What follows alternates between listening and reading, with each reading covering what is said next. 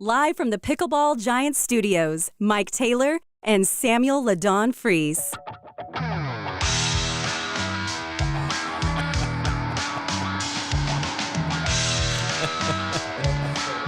Having fun. It's Cowboys Overreact. As she said, brought to you in part by Pickleball Giant. And by Arnold Auto Glass. And by Texas Chair Liquor. Damn Pull and Spa. And brought to you by Josh Primo's TrenchcoatWarehouse.com. How you boys doing? Too soon. No, God, no. It's too bad you're out all week this coming up. You're going to miss it. It's going to be a lot of fun. I think it's well planned, unintentionally well planned, now that I know some more of the details. Monday, we're going to have a Josh Primo joke once a segment all day Monday. Maybe all week, depending on what else we find out. Yeah. Irvin, good luck, buddy. Let's talk Cowboys. The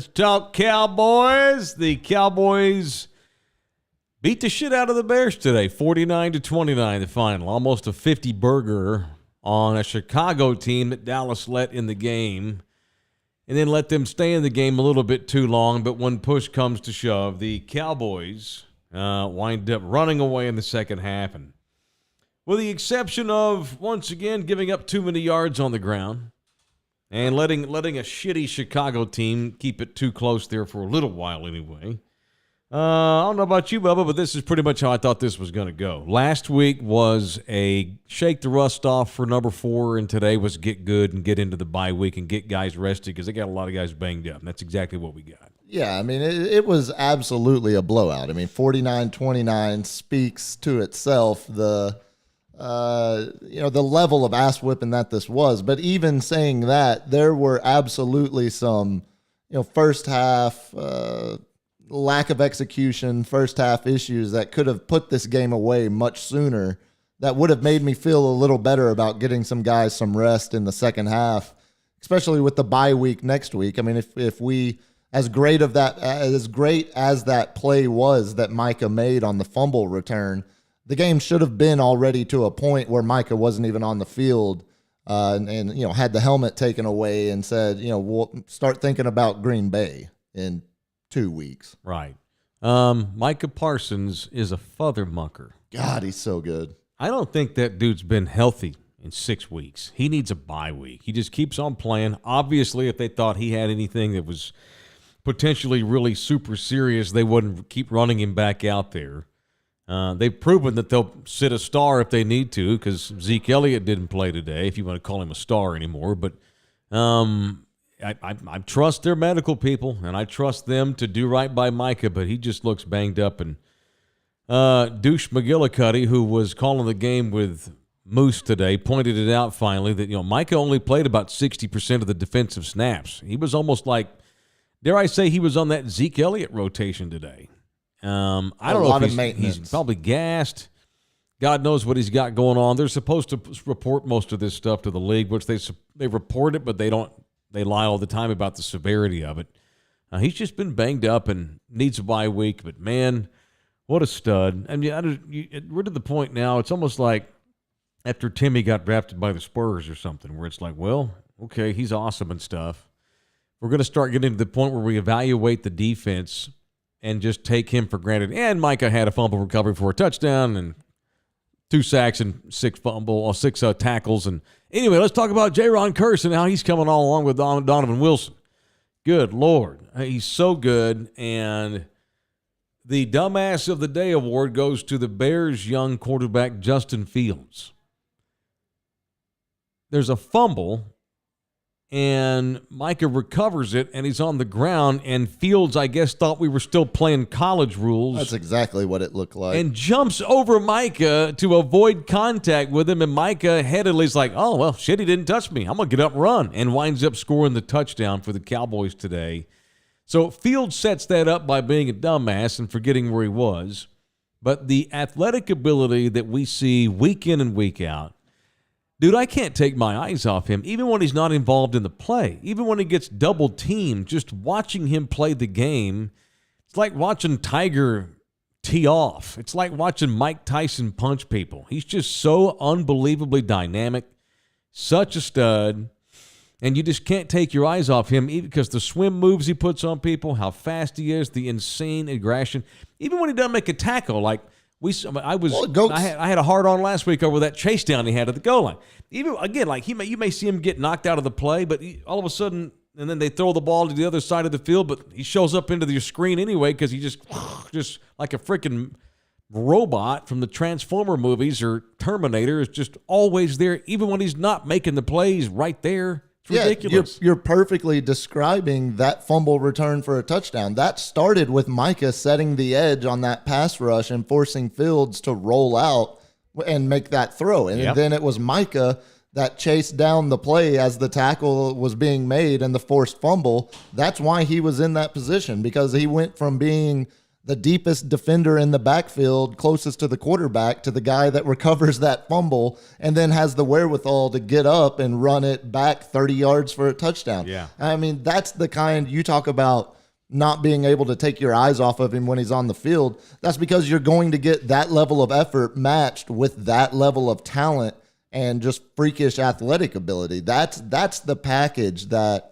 that Micah separates Micah from everybody else. I mean, a lot of guys have somewhat close level of God-given athletic ability to be able to go out there and make those plays, but Micah's mentality of never quitting leads to the play last week at the goal line that prevents a touchdown, and then force fumble the next play for the defense. That forces guys like Justin Fields to roll out of the pocket, and then the irony of making a perfect jump, an absolutely flawless hop right over Micah. He's a great athlete. Even if he's a great athlete, and that's how he was able to avoid touching Micah. Yeah. By John. I mean, even if he had just scraped the kneecap, that's down, and it's still unintentional. But you got to be smarter in that play. But still, give Micah credit for knowing that. Yeah. The opportunity to get up and put points on the board with that. I mean, he is assuming health throughout the rest of this year. I don't know how there is a better week in and week out defender just in terms of how they affect the game than Micah. Yeah. I mean, I think that's a trend that we're only going to see continue, hopefully, for a decade. All right, show brought to you in part by Pickleball Giant, 1604 in Bitters near Rogers Ranch in the northern part of San Antonio, Texas. The name says it all. It is all they do, pickleball. In this world where we have the most rising, most participated, hottest sport in the country, pickleball. Pickleball Giant, oh my God, look at that. Look at those legs on me. Good Lord. Yes, sir. Nice. Anyway, in this world where pickleball is the Micah Parsons of pickleball. Hell yeah. Rising sport. And this is the only place in the city that's exclusive pickleball gear. You can go learn how to play on their practice field, pitch, court, and buy all the gear right there. It's not just some display in a corner. It's only pickleball, and Pickleball Giant's the place. And appreciate Mr. Woods and everybody else over there for helping out Cowboy Overreact on a day in which they slaughter the Chicago Bears 49-29 and run into the bye week here with momentum with now 2 wins as the schedule did them a favor with last week's game against the Lions and then this week's game against a Bears team that sucks with some pieces, but nowhere near Dallas in terms of talent and such. So the Cowboys feast on this division and then get a bye week and then get 2 more games against the same division where they play at Green Bay, and I think they're at Minnesota. So that'll be a tough twofer. Hoping probably just asking for a split in that 2-week period. Are they at Minnesota? If they were at Minnesota. They are. So they're at the Minnesota back-to-back years? Yeah, it's stupid. That's weird. I hadn't thought about that because that was the game Cooper Rush won last year. Yeah. Was at Minnesota, right? Yeah. All right, which leads me to my next point since you mentioned Cooper Rush. Again, last week was a chance for Dak to get the rust off. Today was a chance for him to get back good again and look like Dak. That is as good as Dak has played in a year or something like this because he was banged up the last 4 or 5 weeks of the season last year. Played fine, but wasn't, awesome. Sure. Been a long time, and we talked about this some last week. I give him excuses, but I'm also realistic, and I will duck Dak when needed to be ducked, but I'm not going to come on here and overrate the dude either, I don't think. But it's been a minute since we saw one of those great games. It's the Bears, but still, he hadn't played in 6 weeks, needed the rust game last week. He was terrific today. He was pinpoint on passes. He had zip. The offense had good flow. There was a bit of a lull in the mid part of the game, and they didn't get on the field as much because the Cowboys were letting the Bears eat up yards on the ground. But when Dak played today, I'm ready to give the guy an A+ for this game today. That looked like the old Dak that earned that contract. Yeah, looking just at the stat, 21 of 27, 250 yards, 2 touchdowns. The inexplicable interception at the end of the first half. He just did not see the safety, didn't read that right, and threw it right to him. But more importantly, 5 rushes for 34 yards, including the touchdown run with Dalton Schultz as the lead blocker, which I thought was genius because we've been waiting to see if Dak was going to have the confidence again to be able to use his legs, in situations like that. And the play call with CD running in motion across, Pollard running the option, the opposite, the way of the strength of the offensive line, the way the whole play was flowing. And then on the backside of that, Dalton Schultz slipping out for the lead block. And that's the play where if Dak can take that read and run it in like that, it's been there. It's going to be there. And it felt like teams were starting to basically fall into the idea that Dak was just not going to be that guy again, was not going to be a guy that's going to take that read, even if it's there, because he doesn't want to run. And I thought, maybe a little too much, as we saw when he got the hand stepped on. There's the obvious risk, but if he's going to have that confidence to keep that ball and make some of those runs, make some of those plays, I think that also is a sign of the old Dak. But again, another sign of the old Dak is trying to force that ball down the middle of the field that led to the interception right there at the end of the first. It's going to happen. One thing you just said, though, I think it's really key. The tempo of the offense was different today.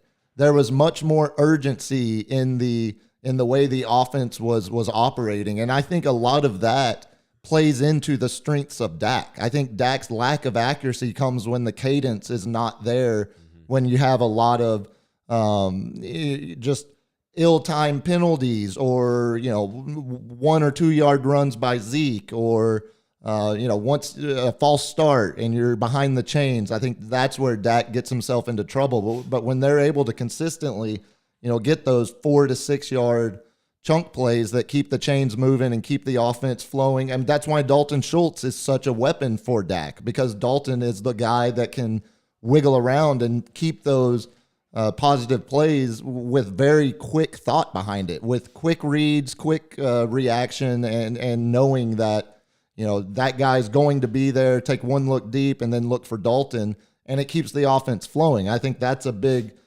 Dak's issues for what they are, as much as we praise him. I think there's a lot of thought to be put into the fact that his strengths are when they're running a faster offense, a quicker decision-making offense, much less of a, slow bog, hand it off twice and then try to get a, 3rd and 8 conversion.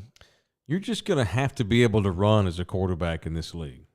If you're going to win a lot and win games in January, you just are. Brady's completely the anomaly to that. He's the GOAT. Everybody else, you've got to be able to run some. Even Dallas's own Matthew Stafford, at this elderly age, still is able to run some. And when we mean by Dak's back and Dak's back to the old Dak, we mean Dak's back to the old new Dak. The old new Dak is sans the catastrophic leg injury. That's the Dak we're talking about. However good he can get with the foot, that's always going to be a problem, and he's always going to be dinged. I just think that's part of it is. And that guy's just kind of snake bitten too. What happens today? Gets his other hand stepped on, and God knows that probably hurt throughout the game. He had to put tape on it, probably swollen and hurt, going to be sore. Thank God there's a bye week. But he's going to have to do some running. But again, like you said, it's such a it's Russian roulette with him. But you have to do it if you're going to win a lot of games and stay in this division race, which I hate the fucking Eagles, man. They continue to win with their weak-ass schedule and their fortune. If you're going to stay with them and the Giants, who are they playing now, the Giants, or are they off today? But anyway, point being, the division's difficult. Unfortunately, this division is one of the better divisions in football, as somebody predicted this summer it would be. Inexplicably. And his ass is going to have to do some running. That's the only thing that kept Chicago even in relative striking distance, was that kid is so good at running the ball. They got the opposite problem with him. He needs to learn how to pass in the NFL, but good Lord, he's an excellent runner. I've not seen Fields play an entire game, just bits and pieces. If they can get the passing game going under former Cowboys assistant Mike Eberflus, who everybody loves, maybe Fields can wind up being a pretty good player because he's an excellent runner and he's dangerous, and that single-handedly kept their offense within striking distance today. So that being said, Dak can't have cement galoshes in the pocket. He's got to be able to run some, and he did a little bit today. But like you just hold your breath every time he takes off. There was even a moment today where he was just trying to put his head down and get 2 yards, and no one bothered to tackle him. So he's like, well, shit, and just keeps on going. And even that freaked me out. Like, no, just fall. But, I mean, it's got to be part of their weaponry. They cannot win the Super Bowl. If that's the goal, don't get mad at me, that's the goal, unless he's able to be somewhat of a threat running broken down plays. All right, go ahead. No, I was just going to say, I mean, I think that's the thing that's missing whenever you're trying to run a option play, or even a off tackle with a running back where you're still running some kind of activation on the backside. Like, the defense doesn't have to bite. I would say hasn't had to bite for a year and a half until this week. That was the first time I feel like we've seen Dak have that confidence again to tuck it and run himself and trust that that read that he makes. Hang on, I'm typing on the chat. You can get on there and chat with us if you want to. Get on there and tap that like button. Smash it. Smash that like button and subscribe to us and watch these shows we do. Mike Taylor Live on Wednesdays, or this one. Zeke looks like a voodoo witch doctor. Yeah, we've gone too long. Let's go female. We've gone too long without really talking about Pollard's day as well. Forget this. I'm setting up to it.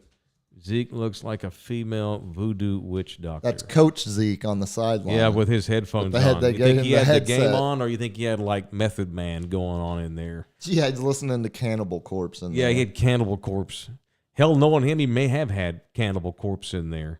Don't need Zeke Elliott to beat the Bears by 20. You need Zeke Elliott to beat some of the teams in this league, but as we all know, he is nowhere near the best running back they've got. No. We were told that Tony Pollard sucks at blocking.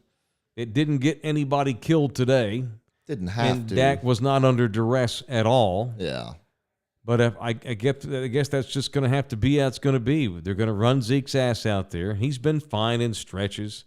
It just sucks where things are. Well, yes, we all know Zeke looks like an Ewok too. It sucks where things are where they almost have to keep starting him. I don't want to hear about what keeps cohesion. It's what keeps things fluid. Bullshit. Tony Pollard's 3 times the player he is, and it ain't close, but they're going to keep running Zeke's ass out there to start. But it doesn't even matter who starts. I mean, it's the equivalent of an NBA role player starting but only playing 8 minutes. That's it's fine. All about the like rotation. A major league. Keep it like a Major League Baseball pitcher. You're gonna go 2 innings and we're gonna pull your ass. That's fine. Keep starting Zeke, but TP needs to be getting more touches. Yes, absolutely. And no bullshit. Tony Pollard needs to be the featured guy. He needs to be getting the same workload he got today. Zeke needs to be Malik Davis. Sorry, that's just the way it is. And if they don't do that, then they're full of shit, not about winning, and it's about the money they pay. I mean, saying it needs to be Malik Davis is it's extreme. He needs Malik stretch. Davis's role. No, he's fucking Moose Johnston, who's not as good. at this point in his career. He was still on pace for a 1,000-yard season going into before sitting out today. So is Justin Fields. Who right, cares? but that's what I'm saying. That's why it's not a complete diminishment of the role. If you had given Moose 30 carries a game, he would have had 1,000. That is absolutely not true, and you know that. Do not compare Zeke currently to anything Moose was capable of. He's Leroy Horde, man. That's who he is. That's who Zeke is now. There needs to be obviously a shifting in He's Tommy Vardell. The feature, but I don't think Tom Rathman. I think there is absolutely a role. This team is better with Zeke on it. There's a role for Zeke to start. Cool. With Malik games, Davis's role. Pound for 3 yards a carry and return to that in the second half when the defense is worn out. Like, I think there is obviously no question about who the better running back is. But I think playing to both of their strengths at this point, with Pollard shifting to the featured back and getting 80% of the touches, you're still going to need a guy like Zeke that hadn't been stopped on third down all season, on 3rd and 1 until last week. I said he could have Davis's role. I don't want to cut him.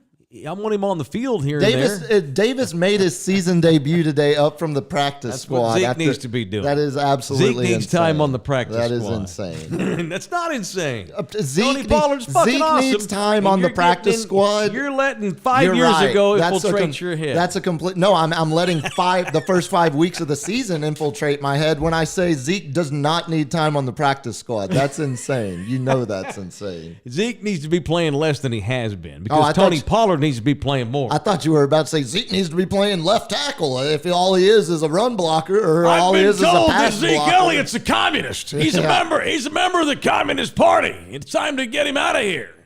He's a secret. He's a plant by ISIS. That's what I've been told. Well, Zeke Elliott's been flashing his cock all over San Antonio. Okay, again. I'm glad I'm off next week. You can keep Zeke's ass on the team, keep him active. Keep playing him, but his ass don't need to be playing as much as he has been. He's a spot player anymore. Tony Pollard needs to get 20 carries minimum every damn week, or 20 touches, whether it's a pass or a run. All he got today was 15, and gave you 148 yards. Well, that's cool. That's the minimum. 147 yards. That's because the offense wasn't on the field a ton in the third quarter, which is crazy.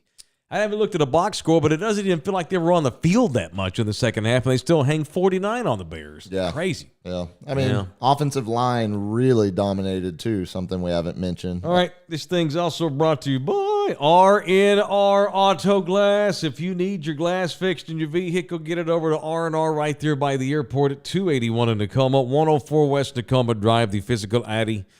Let's say you're going northbound. Let's say you're Josh Primo. And you're heading northbound and you need to buy some new porn trench coats. You exit Tacoma, you take a left on Tacoma, and that nudie house is right there on the corner. So you'll stop in there and go get your trench coats if you're Josh Primo. But if you're somebody just a random thunderdomer that has glass busted, keep going past the nudie bar, and they're about a quarter mile on the left-hand sides. R&R Auto Glass. They take all insurances known to Americans.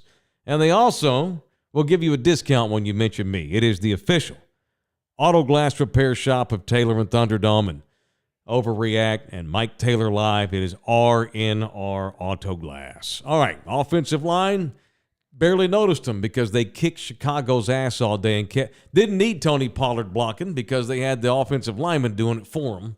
And they just kicked Chicago's booty. Yeah, I did think Moose made a good point at one point there in the first half when they were talking about just how dominant the offensive line had come out. Yeah. And, Pollard wasn't breaking stride. I mean, he was hitting the hole full speed, no need to, no jump cut, no shift, avoid penetration from the defensive line, no nothing. It was absolutely, your Primo jokes are enough. Leave penetration to... That's Josh's problem. Cutting room he don't want penetration. He just wants to flick it at you. He wants to go meet. What's that website? I'm so glad this is a line of humor that I'll miss out on next week as I'm out of the room. He just wants to fling it all around. Hey, baby. Meat spin. Come over here and look at my chupacabra I got down here. Good Lord. trying to actually give Moose credit for once, because his other take about CD fighting for the ball on the Dak interception was bullshit. That's insane. That's a terrible throw by Dak, and that safety made a perfect play on the ball. CD was fully extended with one arm. Yeah.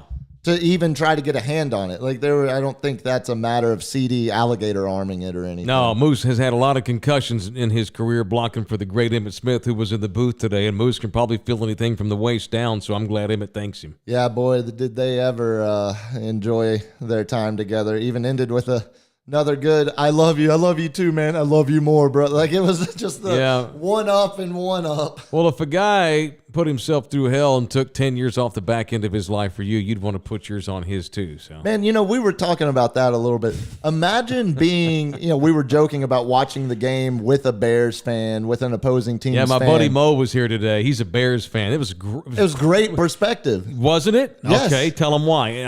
I couldn't help from noticing all day long. Mo is suicidal. It's the getting lost in the Cowboys bullshit and Jerry and the whole family and the PR guy and all of the storylines of the guy that is identified by his chain that he wore to the club where a murder happened later that night. Like, all the storylines of being a Cowboys fan. That's Boss Man. Oh, yeah. Boss Man. Man. Yeah, don't put that on J-Ron. Yeah, the Spurs, they cut people. The Cowboys, you get to start when you participate in murder. Well, as long as you go talk to the cops and stop dodging them and after 3 months, tell them your side of the story, and then we'll bring you back on when Sunday. You probably had your own life threatened by the dudes that were also in the car. Yeah. After 3 months, and you have to put yourself in witness protection probably. But no, it does provide that perspective of I mean, listening to him bitch every other play about not throwing the ball on 3rd and 6 or running a direct snap to your running back who turns around and runs a zone read option with your quarterback on 4th and 2 or on 3rd and 3, whatever one that one was. Like it does provide some level of reassurance that it could be worse. Like, I still will take all of this over sitting there and watching basically about 20 of the other franchises on a weekly basis. I mean, and watching the 24. game and we had this Bears fan in the room, and he was a legit Bears fan. A lot of family from Chicago, and I knew he was a legit Bears fan when we asked him who's the backup in case they take the kid out, Trevor Siemian. He just knew. Nailed it. Yeah. It wasn't just this year's team that he was lamenting, the Chicago Bears fan. It was talking about the fundamental, foundational flaws in the McCaskies, from their office, the general manager, how flawed the system is, the whole thing, and the rotten poisonous. And even that. Things we talk about with the Cowboys, they got it worse. You want to be a Bears fan or a Browns fan? Jerry Jones is one of the top 15 GMs in football. Yes, and that's the thing. Like, him just listing the last 3 or 4 GMs that the Bears have had, and I'm thinking to myself, like, that's and they all suck. Yeah, what are you talking? Like, that's not that's just not a way that I think about the team that we root for, the team that we follow, the team that we cover. It's like, that is such a foreign idea. Like, I think it. Again, looking at the lack of, that is one thing you can say about the Jones. They provide stability through instability. Somehow it works. Somehow. Hey, I've been dodging bullshit all my life. I've gotten good at it. Jerry probably couldn't handle it. He probably would be unstable if his thing was stable. You know what I mean? He's like 100%. a mafia member. Yeah. He's like a boss. Somebody's got to die. Something's always got to be fucked up, or he's going to be abnormal. It would be worse if they didn't have the drama, because that's how used to it they are. I think it also is what fuels him too. For sure. Keeps him rolling. Yeah. Keeps my engine rolling. Need some drama. Have we heard about Donovan Wilson, the Aggie? I made a joke today that Donovan Wilson's the only Aggie worth the shit this year. And then I got him hurt. Now he's even having a bad year. It didn't look too good, and they took him to the room. I looked like a calf muscle. I hope it wasn't an Achilles heel. But I've not heard anything on Donovan Wilson, who's had a real good year. Yeah, I haven't seen yet. And we get hung up in Micah talk. My God, in 1 week every week it's a couple of other dudes. With Micah. 1 week it's Tank Lawrence looks like he's 22 again. Then it's the kid Sam Williams has an explosive game. Oh, how about this secondary they have, and J-Ron Kirks and Donovan Wilson, and even that Deron Bland got to play today because who's hurt? I mean, who's hurt? Who helped me out? Who got hurt? Who are they? They're not even, that was for Jordan Lewis. Yeah, Jordan Lewis. Yeah, and Jordan Lewis has had a good year too. And Bland's all over the field. This secondary is as deep as it's been since I was in my 20s. That's for sure the truth. Another guy that got on the field today for the first time, Damone Clark, the guy that had spinal fusion surgery. Yeah, God almighty, but was ready to play. This defense is full of talent, full of fast, big dudes. It's crazy coached up and, dare I say, dangerous and fun to watch as a Cowboys fan because it is violent. Every play you wondered if someone's going to get hurt by one of these Cowboy defenders. They're that good. Something that has been there all season long and something that they made a move for earlier this week to bring in Hankins, to serve as a big body gap filler right there in the middle. They've been gashed up the middle by running games.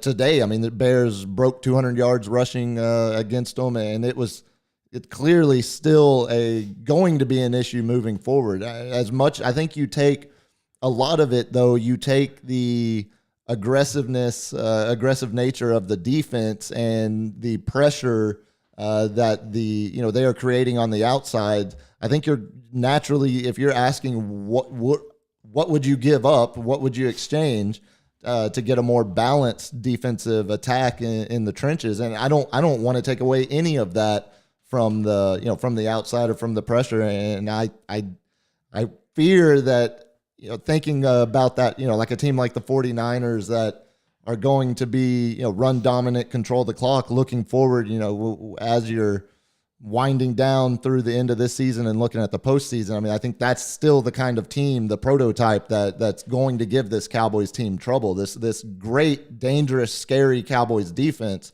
I think that's still a glaring weakness that got to coach up, got to figure out one way or another before you actually get to really meaningful football games. In a playoff game, they're going to be playing a team that can pass and run. Exactly. And that team's going to be able to run on their ass. Or how about Philly in the second matchup later this season? Right, yeah, a team that can do both. Great running team, right. But with a quarterback who's good and can eat your ass up when you start focusing on that run because they're gashing you, then the quarterback makes How about the Giants again, who had a quarterback that ran for 100 yards last week, and Saquon Barkley's looking back being like he's Saquon Barkley again. Right, yeah, for sure. No one's calling – I said this was the best defense they've had in a long time. No question. But it's not the doomsday defense. They still don't. They give up way too many yards. I don't know how that's going to cease, though. I think this is kind of who they are. That's where I say, if you're asking, do you trade off any of the pressure from the edge to shore up the inside? And I don't think I do, because I think that takes away the identity of this defense, and that's what you talk about the depth they have in the secondary now. Today without Hooker. Already, and then Wilson going down, Curse going down a couple times, but getting back. Curse and Wilson going down on back-to-back plays. It's the pressure of guys like Donovan Wilson and Micah, DeMarcus Lawrence, Dorrance. The guys that are forcing that backfield pressure are what's making that secondary look so good and making that depth look so good. Because it's full of playmakers, but I don't think you want to trade the pressure that they're creating on the line to shore up the run game, because I think that takes away a large chunk of the identity of this defense. I mean, it's still a boom or bust, give up the yards, give up long drives, get a turnover, or force a field goal. I mean, that's the identity of that defense. And that's a winning formula, but I think there's going to come a time where you can't give up third down conversions on a 3rd and 6 draw like you saw happen multiple times today. This defense is not good enough to win the Super Bowl for the Cowboys. The offense has also got to do its part to make up for the lack of run game defense by scoring more points, if that makes sense. Are you ready? And when is the deadline? Tuesday or so? Yeah. Yeah. What about trading for an offensive player? What about taking a look at an Odell Beckham Jr.? He's on the street. He'd love to play for the Cowboys and wear his murder chain too. I mean, I think are we ready to do something for offense here? I think there's better trade options if you can than get bringing somebody. Beckham in. I'm Yeah, just saying. Do you ready to do something fun here to make this offense a little bit more sizzly? Because whereas Dak was great today and they were good today, it's still an offense that, still has a fat and slower Zeke that they're going to keep playing, and it's an offense that lost some of its wide receiver juice. Well, it's an offense that, Michael Gallup is still working his way back into. 4 for 49 today? I mean, another pretty quiet performance, even though they were forcing targets to him. Pollard goes down, they're fizzucked. Yeah. I think I'm ready to bring somebody else in here on offense too. I don't care if it's a receiver or what. Somebody else on offense needs to come in here and help this thing. Yeah, and I mean, if they're serious about winning, that's the question. I mean, what are you willing to give up? What is they trade available for Amari Cooper? Wouldn't that be great? I mean, it sure would. It sure would be good to have a guy like Amari right now. The Browns with the cap space that you still had available to keep him. You were not forced to make that trade. No, I mean, I think. Would it surprise me if they go out and bring in particularly a wide receiver? I mean, I think DJ Moore, who just fucked up a game. I don't care, he can play. How'd the Carolina-Atlanta game go out? I didn't see how it ended. I just saw with you as they missed the extra point. The Panthers had a miraculous comeback today at the end of regulation against Atlanta. Long bomb touchdown pass to DJ Moore, and he gets so excited that he has the game-tying score with 12 seconds to play in the regulation. He gets up and shows his ass and takes off his helmet and slams it down and gets a 15-yard penalty. And so the extra point winds up being 49 yards, and the kid misses it, the kicker. So Moore saves their ass and cost them the chance to win the game. So let me see how it turns out. Watch Atlanta probably won in overtime. Let's see how. The Falcons won in overtime on a field goal. Of course. So the Falcons win. That's the NFL. Isn't that so NFL? Carolina's getting his ass beat. Atlanta stops playing. Carolina fights all the way back, ties the game on a miracle pass at the end of regulation. The dumbass wide receiver, who's the hero, gets his helmet off and throws it on the ground, causes a penalty. They miss the extra point, and the other team wins anyway in overtime, 37-34. So NFL. I'm ready to trade for somebody on offense. I'm ready to do something because they can't afford to lose anybody on offense. They're that thin. On defense, they can withstand Donovan Wilson getting hurt, which I've not seen anything, by the way, on him yet today. I'm a little worried about him.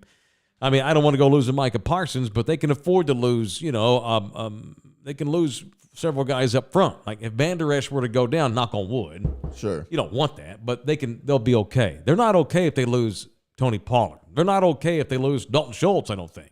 They're not okay if they lose CeeDee Lamb. I think the can't priorities, lose anybody on offense. They're that thin. The priorities right now would say, your most impactful loss would be at the wide receiver position. Even though Pollard would, as much as we can argue about it, the backup and the protection that Zeke does provide is more than CD is provided at the wide receiver room. I mean, that is sure. You lose CD and you're looking at 80% of what Gallup was. You're looking at Noah Brown again as a featured receiver. You're looking at. I don't think they're expecting much out of James Washington when he ever does get back. It's a lost season. That's a lost season. I that's where the real season-changing prospect hope dwindling injury could occur, and I could see them going out and throwing anywhere from I don't think they're going to get back into the business of trading a first-round pick for a wide receiver. I also don't think any of the wide receivers available would really warrant that kind of return. But you convinced me they're going to throw a second or a third, probably more likely a third or a fourth. I'm interested. Let's go for it. Yeah. When's the deadline? Tuesday? Yeah. Okay. And a third and a fourth round pick on this team, where they're at and what they're going for, and how they're constructed. Having more of their own draft picks on the roster than any team in the league. A third and fourth round guy next year is a guy that's still coming in and providing depth. I mean, that's something I'm willing to give up in the future for a guy that's providing depth at the wide receiver position this year, as they're, again, looking at massive overhaul in the offseason. Someone's paying Pollard. at this point, someone is paying Pollard at minimum, 3 years and $9 million to $11 million a season. I mean, he's going to get one of these short gap deals because he's already 27 too. So it's not like he's cashing in at an early age, but I don't think that's going to be the Cowboys, or if it is, the future of Zeke's contract is finally at a place where they could make a move this off. So, I mean, yeah, throw a third, throw a fourth. You could talk me into throwing a second, depending on who the guy is they're getting or targeting, but go for it. I mean, you need more depth at the receiver position right now. By Tuesday. All right. We had the guys on that were featured in that movie 12 Strong on Mike Taylor Live, presented by Texas Cheer Liquor, earlier this year. And we were promoting an event that they had coming up. That event is nigh upon us. On November the 9th, from 6 to 9 p.m., Vince Michaela, Will Summers, who we had on, and Mark Nutch, they will be retelling the details of that mission when those guys got sent to Afghanistan. They were Green Berets on horseback to fight the Taliban. Americans riding around on horses, killing Taliban members, and they wound up making a movie about it. Those dudes will be at Texas Cheer Liquor on November the 9th from 2 to 5 p.m., store number 5 up in Bernie, Texas. And they're going to do a bottle signing of their very own bourbon called Horse Soldier. That'll be on November the 9th from 2 to 5 at Texas Cheer Liquor number 5 in Bernie. That'd be cool. Those guys are badasses, and we had them on this show earlier this year. All right. Shall we read a few of these people's things here? Javier wants to know why you weren't at the Elton John concert, because he didn't see you. Well, how do you know for sure he wasn't there? There's probably 60,000 people there, Javier. Oh, buddy. How bad was it over at the East Side last night? Oh, my God. So we did a bunch of running around. I had a buddy that was parking at the house, and so I told him, like, we're not coming close to the neighborhood after. Like, we're leaving the neighborhood at, like, 6 o'clock, and we're not coming back till tomorrow. Pretty much. So, like, feel free to use the driveway. So we avoided it. We made the mistake of thinking that we could get, because we were just going to kill time at a bar, watch the baseball game. Yeah. And we were thinking we could go to a bar that was closer to the house. But as soon as we even got, all the exits downtown were a shit show, because between the Hemisphere and the Alamo Dome events, it was absolutely nut to butt on the interstate, bumper to bumper. And so we, at like 7, we ended up turning around and going even further out of our neighborhood to a bar and sat there till like 9:30. And then as we were getting back to the house, it was right before the rush of everyone getting out. And then the neighborhood was a parking lot till 11. But it seemed, it seemed like it was, there were a bunch of people, let's say, that got to their cars and then decided we're just going to leave them. Because as we drove through the neighborhood this morning, it was funny just seeing the random cars parked on the, in the different empty lots today. But no, I think Mayor Ron might have gotten some things a little more efficiently run over there. They had some official exits where they blocked 2-way streets and turned them into just 4-lane one-ways so more people could exit quicker. So it was better. Cool. Okay. I say burn down the Alamo Dome and put something else bigger somewhere else. That's what we should do.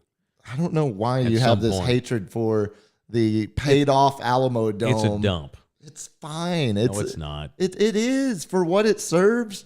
65,000. To see 80-year-old Elton John go, hey, did he sound like Ozzy last night? I bet it was a great show. Yeah, because they had voice tracks probably that somebody recorded for him. Minor detail. Probably so. Greg's in here waiting on some highly in-depth analysis of the cream pie broadcast. Yeah, I referred to it as homogenized vanilla cream pie. Adam Amin, who I'll bet that was not his birth name, and Daryl Johnston.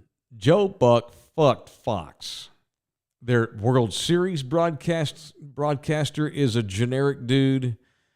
Adam Amin's a generic dude. The Burke Holtz, I still can't even remember the guy's name. He's done 4 Cowboys Kevin games. Burkhardt? Kevin Burkhardt with our boy, Third leg gangsta rap, huh?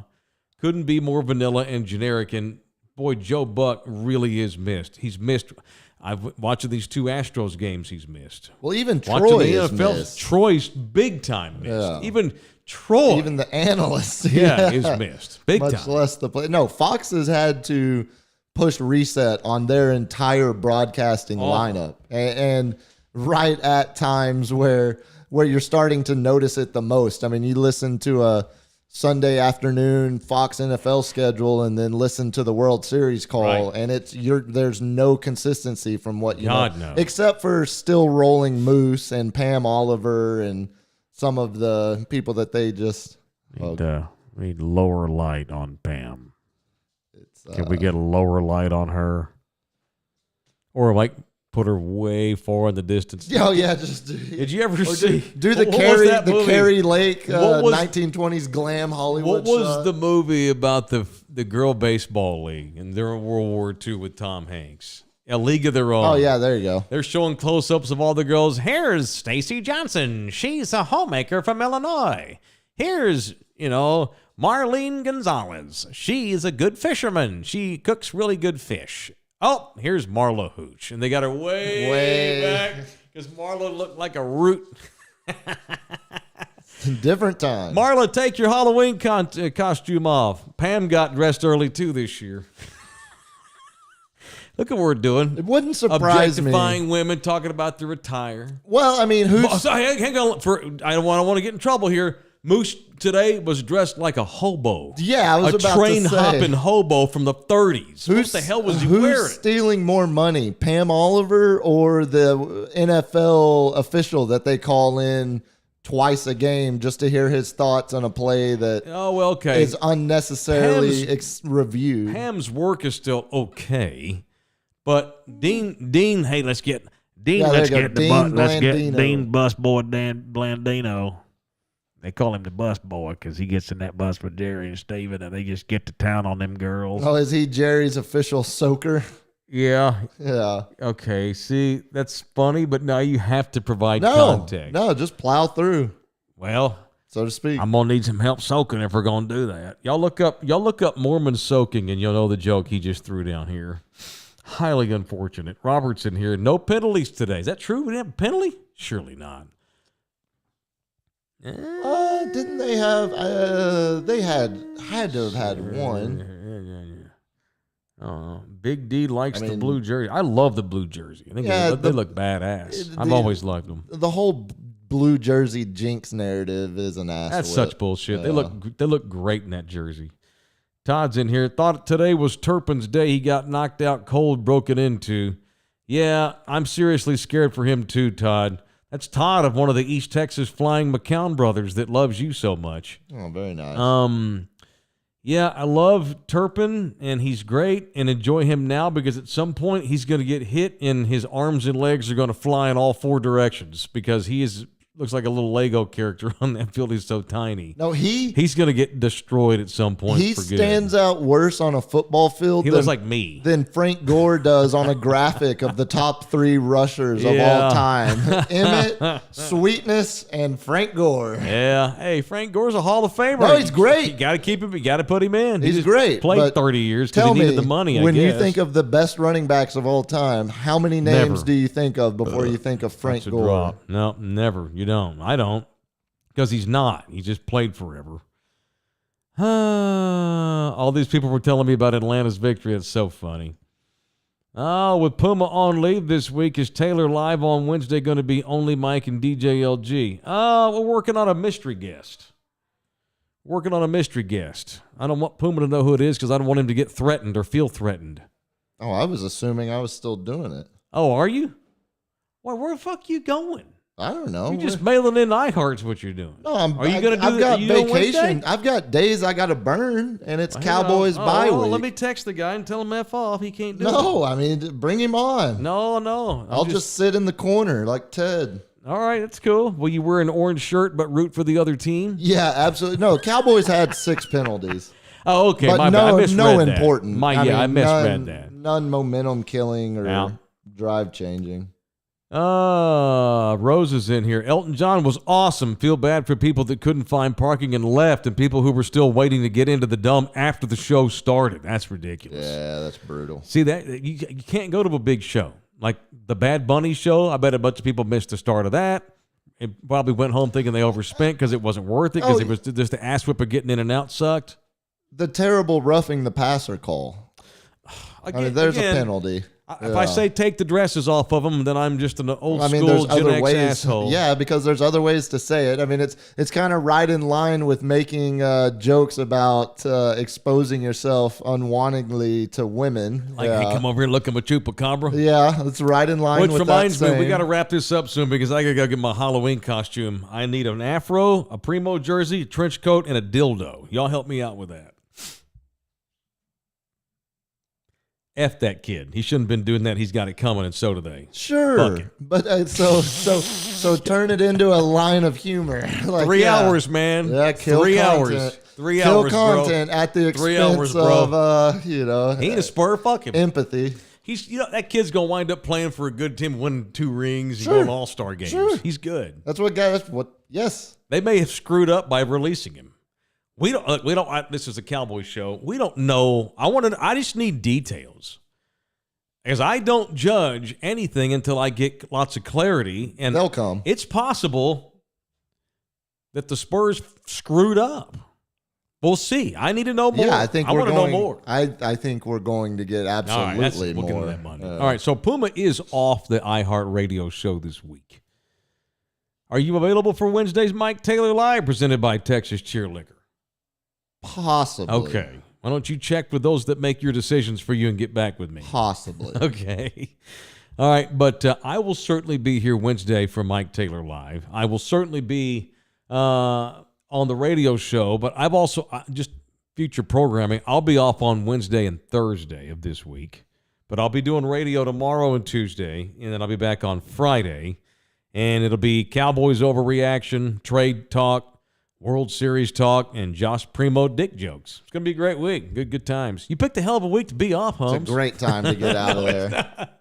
You're just waiting on me to get S-Can. Well, work on your replacement list in case I get fired. Oh, okay. Yeah, I mean, if I get fired for doing Josh Primo jokes, I don't want to fucking work there anyway, so that's what I'll say. I don't think you have anything to No, worry we're about. good. Oh, my God. The stuff we've said over the years, shit. They got it coming. I just can't wait to hear all the details. All right, that's it. We're done. Thank y'all very much. Thank you to the people for tuned in to this one. Thank you to DJ LG.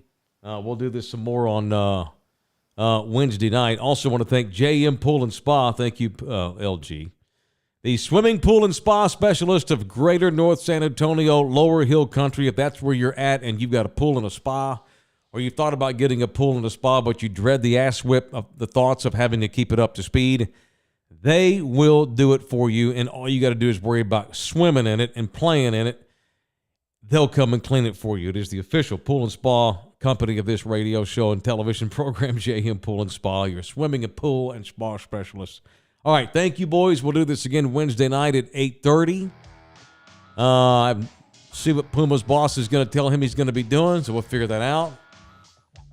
And so we'll see you on iHeartRadio tomorrow for all the aforementioned topicals. Until then, you boys be good. Love you. We'll see you on Wednesday night for Mike Taylor Live. Cowboys, 6-2, still in third place in that juggernaut division.